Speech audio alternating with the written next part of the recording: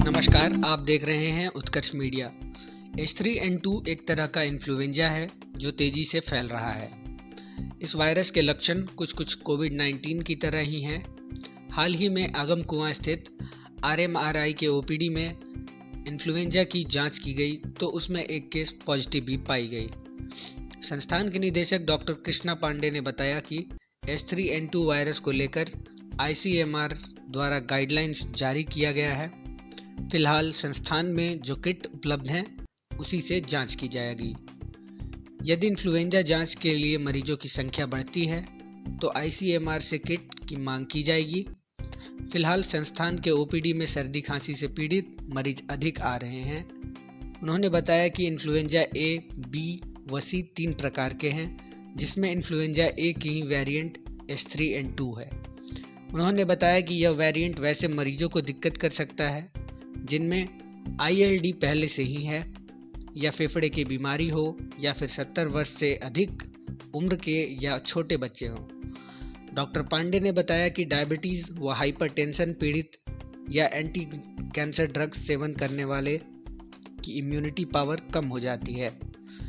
H3N2 influenza corona virus से मिलता जुलता है, हालांकि अभी यह आसानी से ठीक हो जा रहा है। उन्होंने बताया कि संस्थान व NMCH के OPD में कुछ केस मिले थे। पिछले 25 सैंपल की जांच में मात्र एक केस पॉजिटिव मिला था, जिसे इलाज के बाद स्वस्थ कर दिया गया था। इन्फ्लुएंजा का जांच कर रहे थे। अभी रिसेंटली OPD से जो केसेस कुछ आ रहे हैं उसमें हम लोगों ने इन्फ्लुएंजा का जांच किया और उसमें एक केस पॉजिटिव आई। अभी हम लोगों के पास जो किट है उसके आधार पर हम लोग कुछ जांच कर सकते हैं, लेकिन समुचित जांच बहुत ज़्यादा अगर रिक्वायर्ड होगा तो उसके लिए हम लोग अपने केंद्र से मांगेंगे, ICMR से मांगेंगे, उसके बाद ही हम लोग आगे कुछ कर पाएंगे। लेकिन ऐसा है कि जो केसेस आ रहे हैं, अभी ज़्यादा सर्दी खांसी के केसेस आ रहे हैं, उसमें H3N2 के केसेस नगण्य हैं, नहीं के बराबर हैं लगभग। ये रूटीन इस समय जो इन्फ्लुएंजा होता है, इन्फ्लुएंजा 3 टाइप का होता है, इन्फ्लुएंजा A, B और C।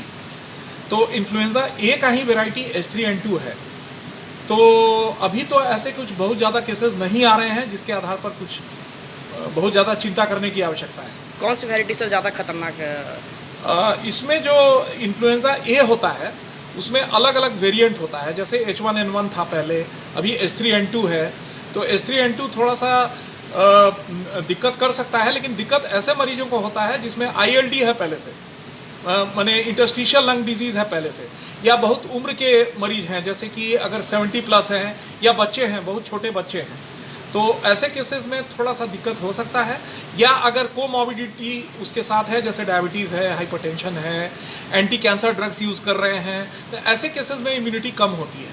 क्या लक्षण इसके नज़र आ रहे हैं सर?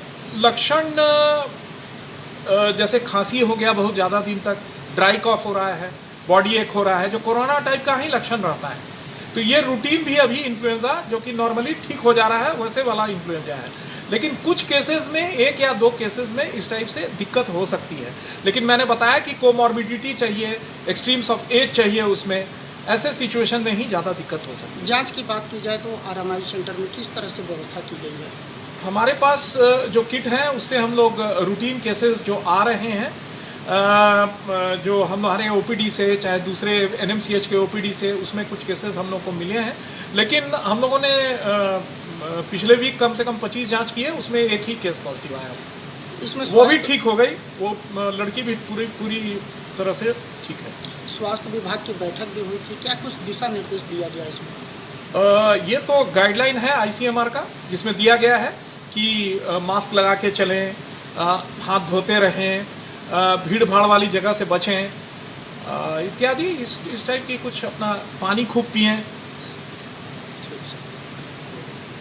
खबरों से जुड़े रहने के लिए बने रहिए उत्कर्ष मीडिया के साथ।